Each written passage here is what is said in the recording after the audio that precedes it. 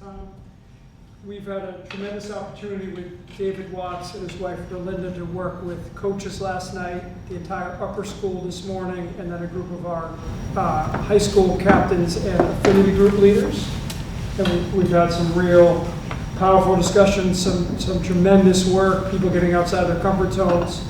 And we really feel this is a great opportunity for this group, and although it's a little bit smaller, I think that gives everyone in here a lot of time and the ability to really kind of interact with David and Belinda, to start to think about kind of what some of the mindset is and what some of the steps that we as parents and student athletes, thank you Emma for representing student athletes here, need to think about when we want Thank you for representing.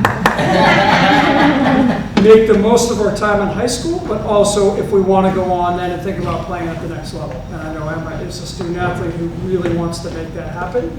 And so this is a great space now to be able to start to really put some of these pieces together, provide the parents and Emma in the room some of the tools and some of the steps to think about. And I know we actually have a bunch of different grades represented here.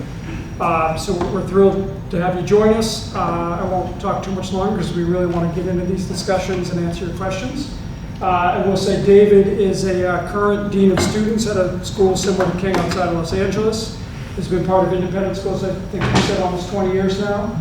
And was a student athlete that had a chance to go to a private school that helped change his own life. Belinda and David have a daughter in 10th grade who's a really strong tennis player playing at an independent school in California. So brings a lot of experience and a wealth of knowledge, not only about the sports piece and advocating for student athletes, and equity and inclusion and how we really work together to create positive team cultures and school cultures, but also in an independent school field, as opposed to coming in with someone that just doesn't have that experience. So we're thrilled to have David with us. You may be telling the story, but I just felt it really resonated with me this morning. We say that Dave was a Division I football player. He was a scholarship Division I football player who made a choice to leave that college and go walk on at another school. He had to pay his own way and really make that complete shift in how you approach, in this case, college football, but college sports, right? There's scholarship athletes that kind of have a path laid out for them, and these days we see all the news about the money and the lack of loyalty and not kind of staying with schools. But to leave a scholarship and then to walk on somewhere else, I think really spoke volumes. And David talks about that being a moment in his life that was transformational and really kind of set himself up for kind of a lot of success as he moved through the next few years after college and your career here. So I'm going to turn it over to David Watts, and we're thrilled you're all here with us tonight. Thank you. Thank you, Michael. Good evening, King School community. Happy Wednesday. Thank you all for being here. I know Wednesday evenings are difficult, so thank you for your time. I got to tell you, I really appreciate the fact that I get an opportunity to speak to parents as well as student athletes, because these type of opportunities are far and few when it comes to athletics, when it comes to the student athlete experience at this level here. So I don't get to do it enough, so I'm very, very appreciative of that we get to come together. As stated, my name is David Watts, and I am an upper school dean of students at the Geffen Academy at UCLA in Los Angeles, California. Aside from my role as dean of students, not affiliated with Geffen nor UCLA, I do a lot of private consulting as a student athlete advocate, where I focus on a variety of issues such as academic achievement, character, personal development, college recruiting, equity and access, and a host of other various topics that are relevant to the student athlete experience. Just to give you a little bit more background of who I am and where I'm from, I created this bio slide here, originally from the Bay Area, but I do now live in Southern California, Los Angeles. So here are some old school photos, 80s photos back in the day. Senior class photo here, portrait here, class of 1996. I am a graduate with a master's degree and a bachelor's degree from UC Berkeley. Played college football, as Micah said, from 1997 to 2001. Interesting journey here to education as an independent school teacher. I first started as a police officer. And I was a police officer for 7 long years, and I found out that I wasn't passionate about that work.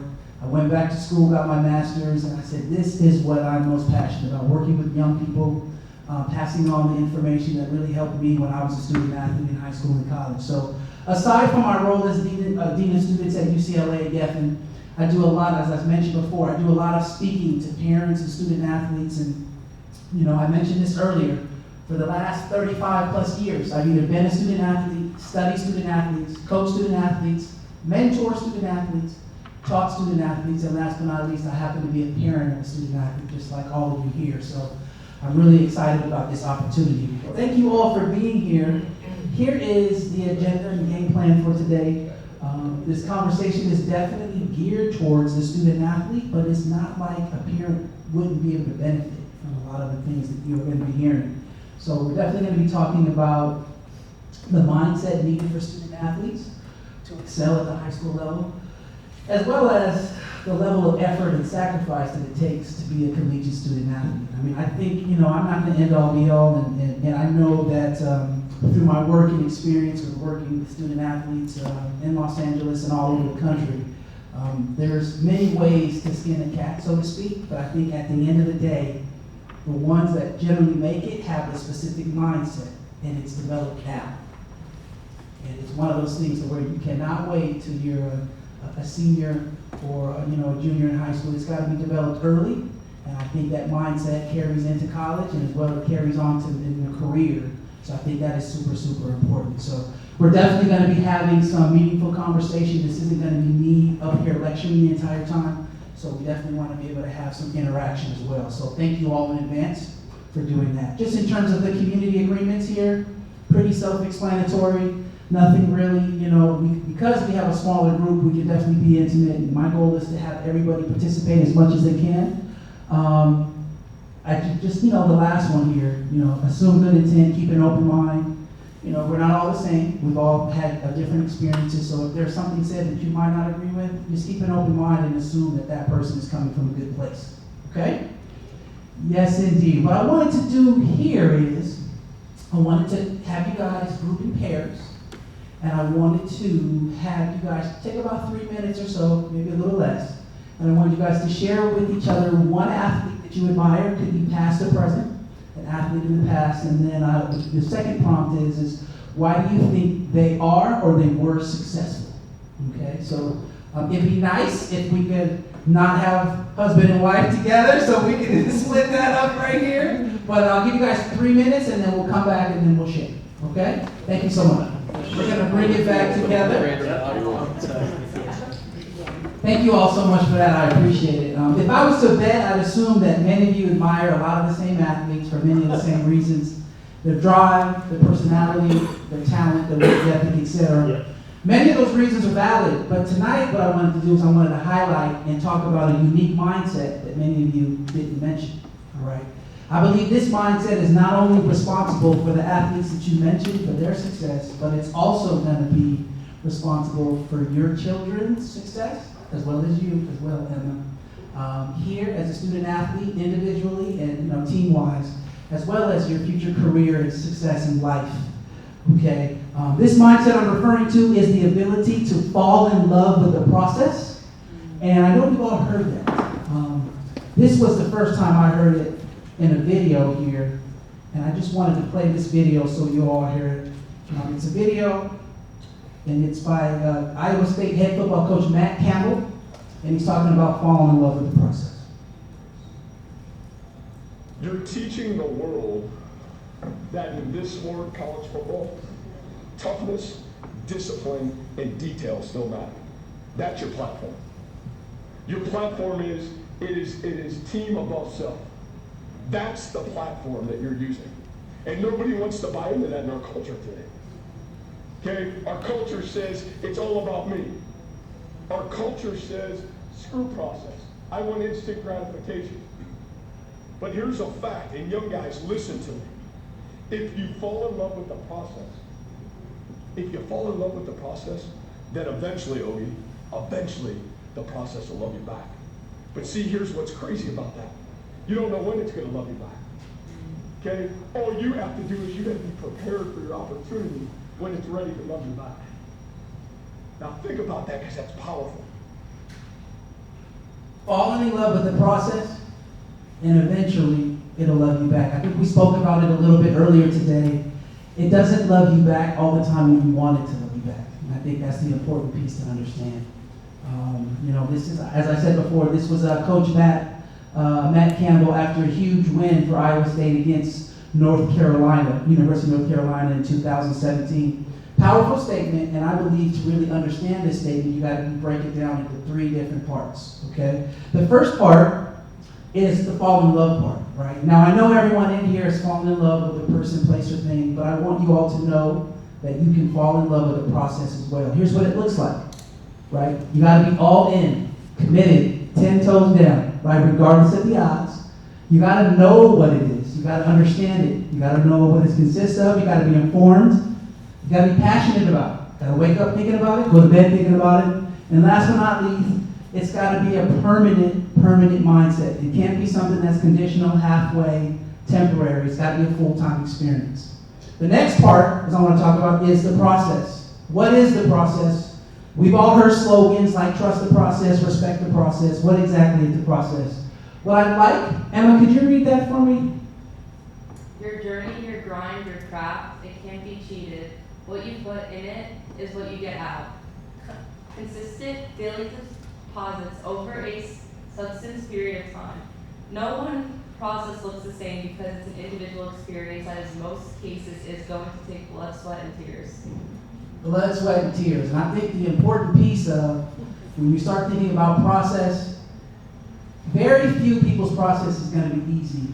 And oftentimes process along with success is not linear, right? So I just think it's important for our young people to really understand that it's daily deposits, consistent daily deposits, even though, right, sometimes you might not think that those daily deposits are getting you anywhere.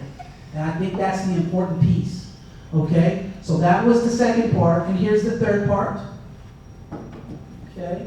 The loving you back part, all right? The loving you back is the last and final segment of it. It can be a individual or group experience, and in most cases, it's not always immediate. Matter of fact, you're lucky if it happens right away. You've got to put some time into it.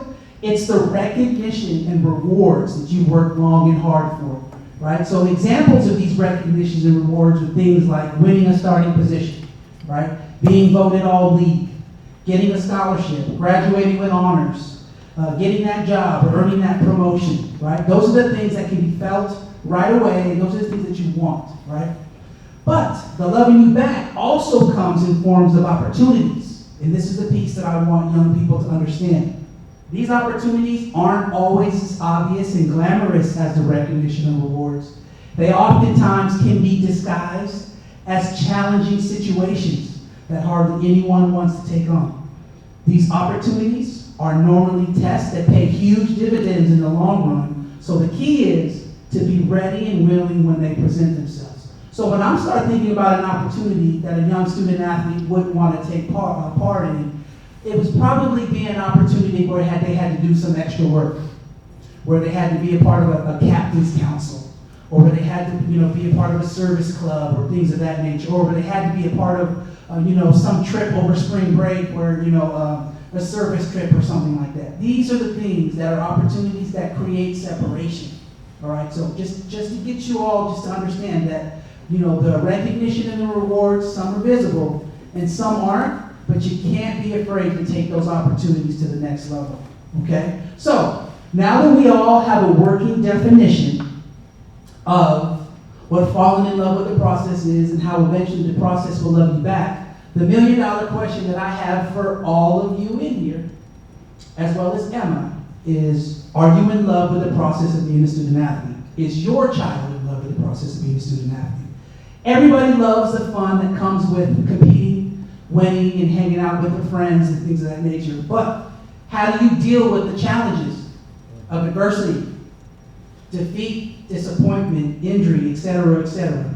Not too many people enjoy facing these challenges, but the ones that really love the process, they don't run from it.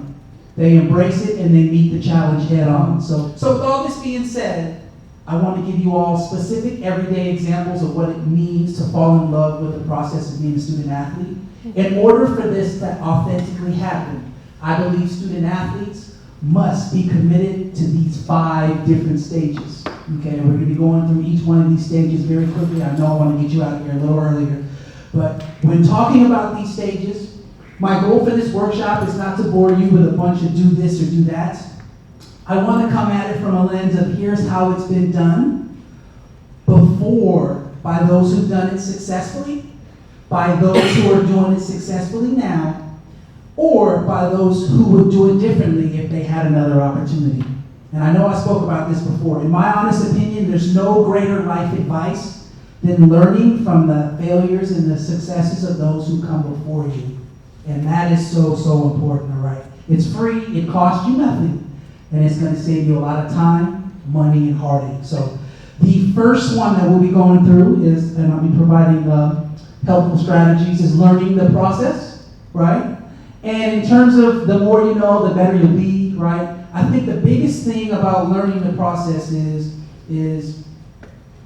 just like any successful dating relationship or when you're studying film to scout an upcoming opponent, it's imperative that you spend quality time getting to know that person or team. The same should be said for learning about the student-athlete process, okay? Here's some advice that I know that's going to help you learn about the process. It takes nothing but effort and intention, all right? So familiarizing yourself with the process before you're in it. I think that's the big thing. If you want to go to Stanford, if you want to play college this, or if you want to be a doctor, I feel like the whole goal has got to be, you got to know what that process is before you get there, right? You shouldn't be going through it for the first time and kind of learning on-the-job training, or I mean, everyone that for the first time they're doing it, you're going to be learning, but I think having input from other people who've done it before is really going to be helpful for you. In terms of individual research, the internet, informational sessions, online education, reading, podcasts, and things of that nature, right? I think asking for help for young people is one of the best things that you can ever do, right? Building relationships, mentorships, okay? It's okay for young people not to know everything, right? It's okay, right? You got to be okay with being vulnerable and saying, I need help. And that is so, so important. I think that's a maturity thing that a lot of young people, they finally grow into it when they're, a little older, but I feel like it would make it so much easier for young people if they were willing to ask for help when they needed it. In terms of being able to build those relationships, in terms of mentorship, just going through the steps of it, I think it's somewhat easy because I don't think young people understand how often and how willing an adult mentor is going to be willing to help them. Sometimes they're afraid, they're intimidated, and this, that, and the other, but adults, especially if they know you and if they know you're hungry, they're going to be willing to help you as much as they can. So the first thing I would suggest for young people is introducing yourself, acknowledging that that particular person who's a mentor has a specific experience and info that you want to learn about. Let them know what you want to accomplish. And last but not least, ask specific advice, right? So if this is somebody who is currently a student at Harvard and you want to go to Harvard, or if it's somebody who's a sports agent, whatever the situation may be, I feel like the important piece is finding out what you want to do, and then from there, who else does that? How can I get connected into the King School network? Right? It's so, so important. Because oftentimes that network is going to be able to get that resume passed through all the other resumes. And I feel like connecting with the alumni department, there is an alumni department here, right? That is powerful. And that needs to be used, okay? In terms of building relationships, I know we talked about this earlier, and having mentors. Young people, you've got to have mentors in every aspect of your life. Academic mentor, athletic mentor, career mentor, life mentor, right? Request to meet them in person. Schedule an appointment. Practice your elevator pitch. Show your enthusiasm. Show your interest. Be willing to volunteer. Pay your dues, right? Last but not least, always, always, always show appreciation for their time. Understand the value of a handwritten note. And always be willing to give. Always be willing to give. And oftentimes I feel like so many times in the mentor relationship, we always want and we always want to receive, but I think it's important to give as well. Okay? Utilize your resources on campus, college counselors, academic support, tutoring services, mental health, the alumni office. I talked about that earlier, right? There are so many people here on this campus that have done so many great things. It's just a matter of finding out. Like, I think it's important for students, when they first are taking a class and they're meeting their professors, find out what their professors, what major, they were in college. Find out what universities they attended, because that would be a great resource. If that particular teacher went to a school that you're interested in, there's nothing greater to be able to get that insight, right? So that is important there. Lastly, in terms of learning about the process, becoming a student of the game, being detailed, taking notes, sitting in the front, having journals, watching film. And I think for young people, the biggest thing is the importance of being able to reflect on performances and having journals and being able to basically talk about in your mind and going over the things that you've done well and the things that you haven't done well, okay? Learning the game, depending on what sport you play, especially if it's a game that has different positions, to be able to not just learn your position, but learn the other positions around. Being versatile. I think so many times student athletes get used to playing just one position. And I think the important piece is being versatile, being multi-talented in many levels, because if I'm a tennis player and I can do doubles and singles, that's value that a college coach is going to want. If I'm a softball player or a baseball player and I can play multiple positions, I can play infield and I can play catcher and I can play outfield, that's value, right? Being those utility players is something that's very, very important. Next, we have preparing for the process. There should never be a time where you go into a situation such as a game, a job interview, a performance, a test, or any assessment unprepared. We talked about this earlier today in our conversation with the students. All right. Preparation is the greatest separator, and here are proven ways that you can surpass your competition. Having routines. We talked about this earlier, right? A studying routine, a stretching routine. Routines of, a morning routine when you're waking up, routines when you're going to bed, so important. These routines provide structure and it helps you manage your time, right? Maintaining your body. I think maintaining your body is something that a lot of student athletes don't really pay attention to as much as they need to, right? Stretching, right? Your diet, right? Getting sleep, right? And I know it's stressful. And I know with school and the demands and writing papers and you got all these rigorous classes, but you got to get that 8 to 10 hours. I know getting 10 is probably unrealistic, but at least 7 to 8 hours minimum, right? And then on weekends, you got to get that time too. So getting your sleep, having that relentless work ethic, all right, that is super, super important. Being able to say you outwork your competition, right? I mentioned it earlier today. When you're a part of a team or when you're at a job or when you're in class, you got to be the first person to show and the last person to go. You got to show your hunger. You got to show that you want it, right? And there's nothing that's going to show a coach more that you're hungry, that you want to learn, that you want to improve, that you want to go to the next level than actually staying longer and putting more work in and asking for help, right? And I think that's important. Any coach is going to want to, hey coach, I need some more BP. Or I need some more groundies, or whatever it may be. I need some help, coming off some screens and getting some shots up. Any coach or assistant coach is going to want to help you, right? Especially if you're a student athlete that is going to be playing and helping the team, all right? So that's important. The last thing that I wanted to touch on, and I always talk about this, is the transition piece, right? I think so many student athletes, they focus on the goals of getting there to the college or the goals of being the all-league and the goals of getting a scholarship, this, that, and the other. But oftentimes what's not focused is the transition when the competition ends. And that is important. I feel like as parents, these are conversations that parents should be having with your student athletes is, what's life look like after athletics? Okay? What does life look like in terms of things that you might be interested in when the ball stops bouncing that you're going to be willing to do or wanting to do? Because that is something that I feel like most student athletes, when you ask them who they are, most student athletes will tell you, I'm a softball player. I'm a football player. And I think it's important as parents that we let them know softball, football, or whatever sports they do, that's what you do. That's not who you are. And that's powerful. That's powerful, okay? Moving on to respecting the process. All right, when something is respected, held to a high standard, and protected at all times, I compare it to the respect that you would give a grandparent or somebody you're very important to in your family. Respecting the process is no different. You're willing to do whatever you can to hold it high in regard and always staying on code, right? I think it's important for student athletes to understand that whatever you do in the light, you gotta be able to do in the dark. You gotta be consistent, right? So you can't be the person that works hard when everybody's watching, and then when no one's watching, then you're not working hard, okay? So that's important, right? I talked about it earlier in terms of first impressions.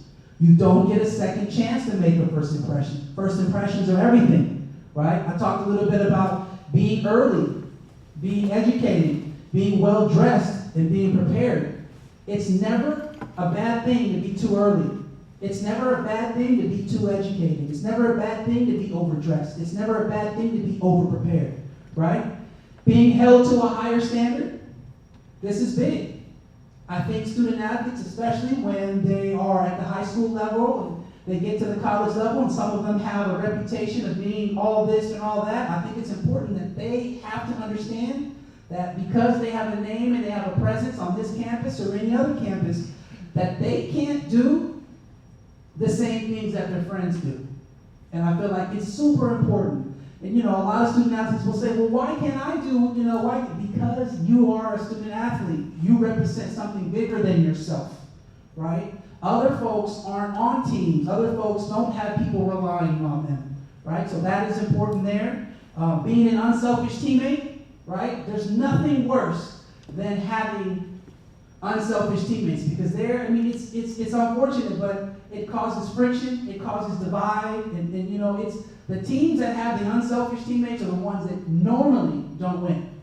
And it ends up getting, and people start saying playing time, and parents start complaining, and this, that, and the other. So it's important that having a sense of unselfishness and really, talking with your student athletes about that in terms of that. Last but not least, in terms of protecting yourself from situations that will jeopardize your hard work. Right? I wish more students were in here because ChatGPT is a big thing. It's a big thing. I felt like, at least in my school, in my area, like a lot of educators are really struggling. Students don't know where the line is. I feel like you gotta be careful. As parents, I think having these conversations with your student athletes about ChatGPT and knowing what the guidelines are for each one of their classes is important. It's important that you read the syllabus with them. It's important that they know, what type of devices they can use and this, that, and the other. Because once you get to a certain level of high school or college, having the excuse of, I don't know, is not good enough. And I think there's a certain expectation, especially here at King School and some of these other institutions that are, well respected. Like, they're here to prepare you for college. And I feel like ChatGPT is one of those things that I think it's important. You got to know about it, right? Sexual assault. I think that's super, super important for as student athletes get older, they start dating and talking about consent and things of that nature. That conversation could go at a whole different angle, right? But having those conversations, having some type of PD, I know we talked about that, about sexual assault, about the dangers of drinking, consent, that is huge for student athletes. That is huge, all right? Social media recklessness, right? Thinking before pressing send. Right, you gotta have those questions as well. And last but not least, the power of walking away. One of the hardest things to do for anybody, especially when they felt that they've been disrespected at a party or at school or something, right? The hardest thing to do is to walk away.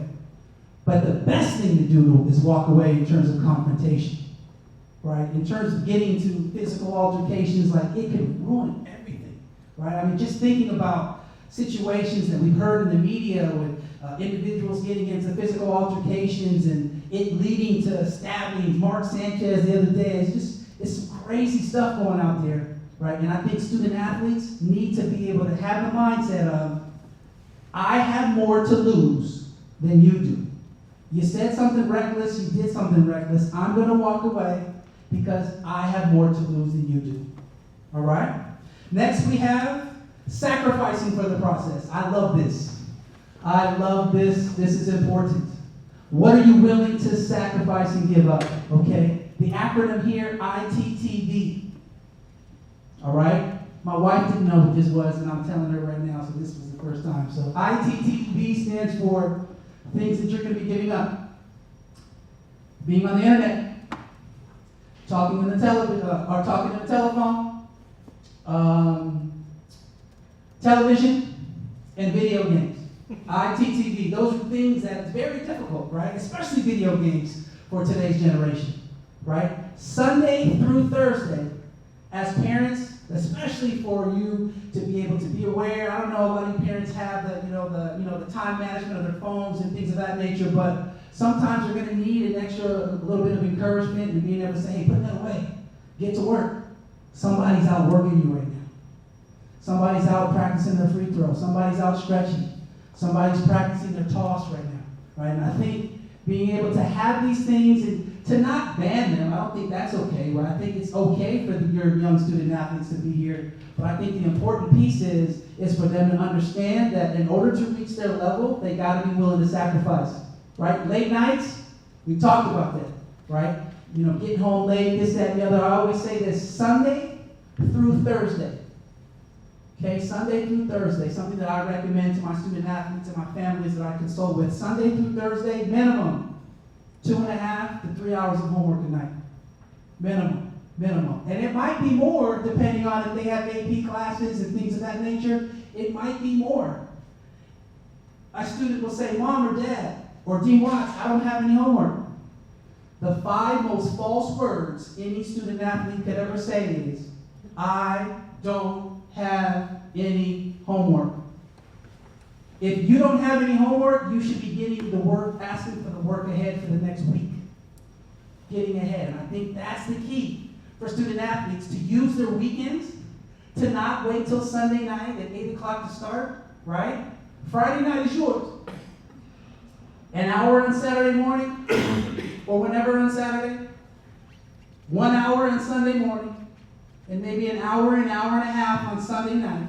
That's a total of 3.5 hours, rather than waiting till 10 o'clock to start and you're up until 1. Breaking it down, scaffolding is the key to retention and things of that nature, right? Friday night is theirs. Give it to them. Let them go to the football game, have fun, this, that, and the other, but having the discipline of breaking that down, okay? Having the discipline. Free time on campus, we talked about this earlier with some student athletes earlier. Here, at many other schools, student athletes have free time in their schedule, work periods, right? There should be no free time where you're just fooling around, hanging out, right? I think those are the times to be getting your work done. The more you get done here, the less you have to do at home. And that's the key. You want to be able to get your work done here because this is probably the time during the school day when your brain is functioning at its optimum. Your brain isn't functioning at its optimum when you've been at school all day, when you had to wake up at 6:30, and now you're up at 12:30 a.m. trying to write a paper or study for a biology test. It don't work that way. It don't work that way. In terms of vacations, right? I know parents, you might not like this, but in terms of vacations over winter break, summer break, and things of that nature, I take it as, this is how I'm old school. Vacations and things, summer were times for the separating times. Right? When other kids were going on, trips for the entire month and doing this and doing that, it was either for me working on my craft, having a part-time job, taking an enrichment course, getting better, having structure. And I think that's especially important for the student athletes who are having breaks during season, over the winter, or like spring break and things of that nature, like getting the work in. All right, getting the work in. We have a question. ITTV, internet, Telephone. talking on the telephone, television, video games. ITTV. That's what they got to sacrifice. Point blank in the story. Okay? And if they're not willing to do that, then to me that tells me they're not in love with the process. They're not in love with the process. All right? Trust the process. Right? Believing in the work. We talked about this earlier. Hard work pays off. Nobody tells you when. I had a video, I'm not going to show it. But it's one of the hardest things for a young person to do, even an adult. It's very hard for them to be able to be all in something and to really go for it and to commit to it without knowing if it's going to pay off. And that's hard. But that's what love is, though, right? If you're really in love with it, that's what it is. And what I spoke about with the student athletes earlier is the payoff isn't going to always be an immediate payoff. The payoff could be 6 months later.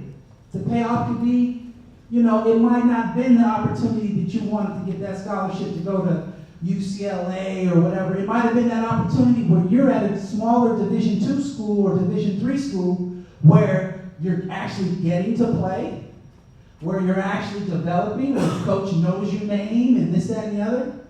Many of our student athletes, maybe not here, but they get lost. I call it lost in the sauce. They want to chase the logo on the polo, right? They want to go to the school that's always on TV, the Ohio State, the Michigans and this, that, and the other. But not knowing, now more than ever, it's the hardest. This college recruiting thing with the transfer portal and all of that, it's the hardest for student athletes to get a scholarship, right? So while everybody else is trying to bang down the doors of Oregon University or banging down Washington or Tennessee or Maryland or Boston College, right? I think especially for young student athletes and parents, the key is to develop the relationships with the smaller colleges first. So you got some money in your pocket first, so you build some relationships, right? And if things go well, then your kid starts getting more weight underneath their name and start getting more press, this, that, and the other. But I think then is the opportunity to start, contacting these bigger schools, right? But get the smaller schools' attention first. Go to their camps. Go to their showcases, right? That's important. That's important. Process can't be rushed. I think that's, it's human nature for us to want to rush it. Malcolm Gladwell talks about anything being great, you got to put 10,000 hours in, right? I think a lot of student athletes, if they could, right, they, possibly try to put 2,500 hours and see if that will work. But it's not sustainable. And I think oftentimes, the more elite the student athlete is, oftentimes those are the ones that don't work as hard, or you start to see that. And then other student athletes will be like, well, he doesn't work hard, but it's different. Your lanes are different. And I think it's important for young people to know that you got to stay in your lane. It's your journey. And when you start looking into somebody else's lane to the left and to your right, that's when you stop worrying about what you need to focus on. Eventually, they're going to pass you because your head is turning. And I can't run full speed looking this way, and I can't run full speed looking that way, right? Last but not least, I know Carol Dweck, the author, she talks about growth mindset and fixed mindset. These are concepts here that I think it's important for our kids to know, right? It's important for our students to know that there will be adversity, there will be challenge. You cannot let that make you quit. You can't. There will be losses, there will be injuries, right? I mean, I'm the first person to tell you, my senior year, I was getting a lot of recruiting attention, and my senior year, the first week of summer football camp of my senior year in high school, I break my left bone, I forget, the 5th metatarsal on my left foot, and my senior year was gone. And I felt like all the work that I had put in, schools that were recruiting me, it was just like, but it took some while, but it took some faith, right?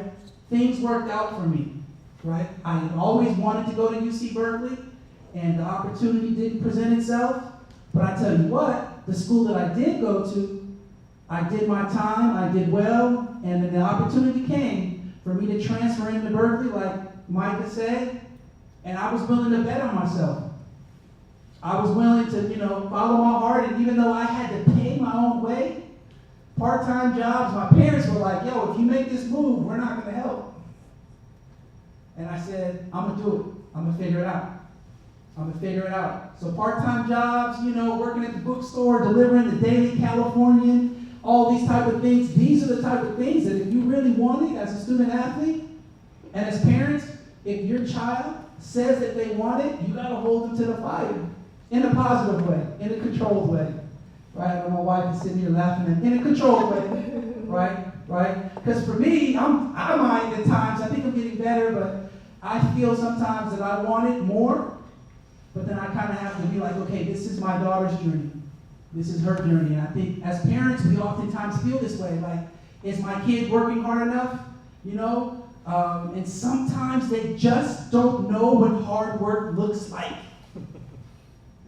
Sometimes. And I think the best thing that you can do is, instead of nagging, and you know, because I know I'm good at that, and like just my daughter tuned that out right, the best thing that you can do as parents is put them in spaces where they see other people work. Put them in spaces where they see other young people to where they're like, whoa. Because at that point, it becomes a sink or swim type of thing there. And I think there's no better thing than being able for them to be able to see that's what hard work looks like. And it might not be here at the King School. It might be, you know, some other program, a club program, AAU, or this, that, and the other.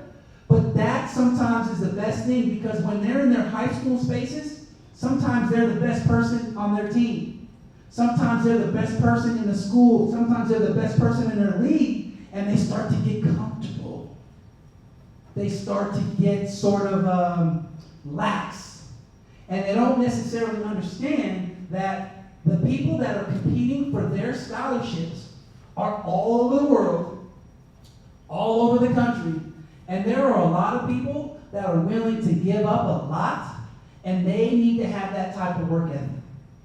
They need to have that type of work ethic. And the conversation is very simple. Did you do everything you could today, academically and athletically, to get better? And, you know, there's going to be times where they say no, but there will be times where they say, Mom, Dad, Grandma, Grandpa, yes, I did. And the more of those days that you have, it's just like you're adding. And I think that's the important piece. That's the important piece, okay? In terms of the final reflections, my wife wanted me to talk a little bit about college recruiting, and I know there's resources and things for that here. I would just say this. There's 4 things that high school student athletes make mistakes on in the college recruiting process. And please hear me out here. It's not on a slide, but it's coming out my voice, and I just posted about it on my social media. That's one thing I want you to do. I'm going to have my social media stuff on here. I post a lot of content that's inspirational for the student athletes, informational about the college recruiting process, this, that, and the other, SAT prep and stuff. Just follow me, it'll be on there. But the 4 things that are the most dangerous things for parents is not knowing enough about the recruiting process.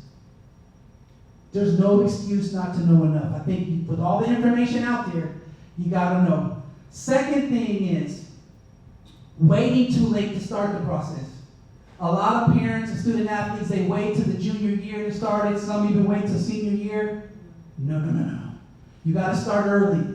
And the early part of starting it as a freshman is just making sure your child has all the requirements and taking the right classes. But the best thing you can do as a parent is take your child to athletic events at different levels so they can see what it looks like. I'm in Southern California. I take my daughter to go see what UCLA and USC look like. I take them to see what the what the Claremont colleges look like. I think that's Division II, right? I take them to go see what Division III looks like, right? Because there's no way for them to understand how hard they have to work and how competitive it is by just watching it on TV. And sometimes these sports aren't even on TV. I've never seen squash on TV before, Mike. Have you? I don't know. I've never. You might have a special channel on here. The important piece is you have to bring them to it. You have to bring them to it so they see it. So that was the second one, waiting. The first one was not knowing enough. The second one was waiting too long. The third one is relying on your high school coach to do all the work. That's no-go. And I'm not sure about here, but oftentimes these high school coaches have their own families, right? They have their own jobs, working other places, and I don't know how it's here, but in a lot of high schools, a high school coach will say, you know what, I will do whatever I can. And they should help a little bit, but there's a lot of coaches out there that won't help at all. And I think it ends up a situation where you kind of have to know if your coach is going to be, how much they're going to help, and then you take it from there, right? But these are all questions that you could be asking. All right, former student athletes, hey, in this program, in this school, how helpful are the coaches? How helpful is the athletic staff? Right? That would be a question that I'd want to know in terms of the recruiting process. Do they bring people in here to give seminars? Do they offer SAT or ACT testing and things of that nature? Those are all things that I would want to know and find out, okay? The last one is not really understanding that from the time they walk in here as freshmen, everything counts. In terms of grades, in terms of character and things of that nature. There used to be a time where some of the adults would be in school and there would be times where we could maybe have a bad semester or maybe have a bad freshman year. And if we turned it around, and that turnaround, it was something that, it was like a remarkable turnaround that would work. But for some of these elite colleges nowadays, I don't mean to scare any parents or whatever, but getting a C is not good if you're trying to get into some of these universities, right? So focusing on making sure that, especially if these student athletes are taking tough classes, that they're getting the right help, they're getting tutors, this, that, and the other. We talked about it earlier. Like, it's not just a King School problem, but it's an issue for sports who have to leave early and miss class. That's a big deal, right? There's no other way that I can sort of make up a lecture of not being there other than it being recorded, and a lot of schools don't allow that, right? You can have your classmates, take notes for you, but there's always things, so that is important, right? That is important, right? Making sure that your student athletes are communicating with your teachers.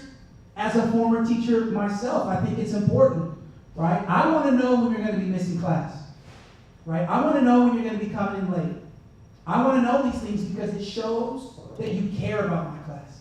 And I always say this, right? In addition to student athletes bringing their books, their pencils, all their supplies and resources, right? If you show me, or I should, the reverse. I've heard this before. I didn't believe this, but there are some teachers that say, well, if you show me that you don't care about my class, by showing up late, by not communicating, why should I care about the grade that I give you? Right? I wouldn't imagine teachers here at King School feel that way, but it's something to think about, right? So being prepared, doing the right thing. In terms of the final reflections, I know we got about 10 minutes, 12 minutes. Questions? Okay. Before we get to the final reflections, any questions? I know we kind of jumped around. We talked about, the 5 learning stages and things of that nature. Thank you for asking what ITTV stands for. I know my wife won't, forget that. Any questions? I think Yes. a question that came up was, my student athlete is a senior, and they've now decided, they've been working not so hard. Is it too late for them to build these habits? Is it too late for them to get to the next level if they're in 11th and 12th grade? I don't think it's too late, but they got to get to work quickly, right? I think oftentimes, people think that, like, if I don't get that scholarship offer or if I don't get that opportunity to play right out of college or right out of high school, that it's over. There are so many opportunities for you. I know Mike and I talked about this. Opportunities for student athletes who are late bloomers, for student athletes that didn't know what they wanted. There's so many opportunities for student athletes to develop and grow and mature, and then possibly maybe their sophomore year, be able to get that opportunity, going to a prep school, going to a junior college and things of that nature. So I don't necessarily think just because you didn't get that opportunity that you're done. That, because there's so many opportunities and so many student athletes, for whatever reason, their focus and their level of maturity and dedication doesn't really kick in until after they graduated from high school and they realize, like, whoa, it went fast. So I think the important piece is for parents and student athletes to know what your child's abilities are. Get evaluations, right? Your kids have high school coaches that are knowledgeable. Your kids have club coaches that are knowledgeable. Your kids have trainers, right? What I want you to do is find people that you trust and ask them and tell them, my child wants to play at the next level. At what level do you see them playing at? And then, at that level, ask them, do you know any contacts that are in that level? If it's Division II, Division III, I think that's the important piece, especially early. It's all about connections, right? But being realistic is the big thing.